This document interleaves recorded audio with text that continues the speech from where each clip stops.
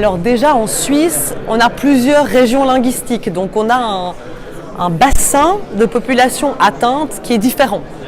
Francophone, suisse-allemand, tessinois, par rapport à la France qui est donc un grand pays avec un bassin de population beaucoup plus large. Et puis en Suisse, sur le plan des réseaux sociaux par exemple, vu qu'on en parle aujourd'hui, ou pour le web et la vidéo mobile, pour nous ça va être beaucoup plus intéressant d'être sur des réseaux sociaux et des médias qui n'ont pas d'algorithme, parce qu'on est une petite partie, la partie francophone de la Suisse. On va vite être perdu, par exemple sur Twitter, par exemple sur Facebook, dans l'immensité internationale de ce qui passe sur ces réseaux sociaux. Et c'est pour ça qu'aujourd'hui Instagram, par exemple, pour nous, est très intéressant, a beaucoup de potentiel en Suisse, parce que c'est un réseau social qui ne répond pas à une logique d'algorithme.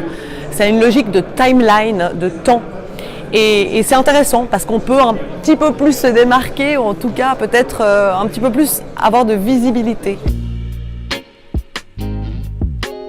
Je pense que c'est extrêmement important d'être là aujourd'hui à ces rencontres de francophones de vidéo mobile, parce qu'on l'a entendu déjà ce matin, mais aujourd'hui le smartphone il a pris une place énorme dans notre vie, dans notre société, dans nos sociétés, dans le journalisme aussi.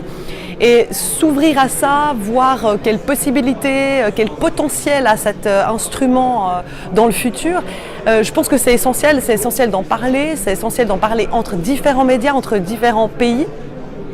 Pour voilà, s'enrichir de différentes manières de faire et puis d'essayer d'avancer. Maintenant, voilà, on le voit, on bidouille, on essaye, on tente des choses et c'est normal parce qu'aujourd'hui on est dans cette phase-là de décès et puis ben voilà, on va voir ce qui va se passer dans le futur, mais on y croit beaucoup à ce petit objet.